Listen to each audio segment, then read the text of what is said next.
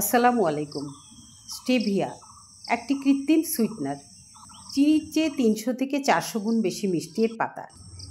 আজ আমি আপনাদের স্টেভিয়ার পাতা কিভাবে পাউডার করে মিষ্টি হিসেবে ব্যবহার করা যায় তা দেখাচ্ছি। প্রথমে আমি স্টেভিয়ার গাছের কিছু ডাল কেটে নিচ্ছি।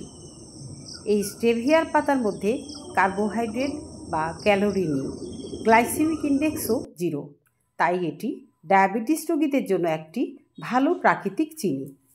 এবার আমি ডাল থেকে পাতাগুলোকে আলাদা করে নিচ্ছি। স্টেভিয়া ব্যাকটেরিয়া ও ভাইরাস বিনষ্টকারী প্রাকৃতিক রাসায়নিক উপাদান। এই পাতার গুঁড়া চা, কফি ও কোমল পানীয় তৈরিতে ব্যবহার করা যায়।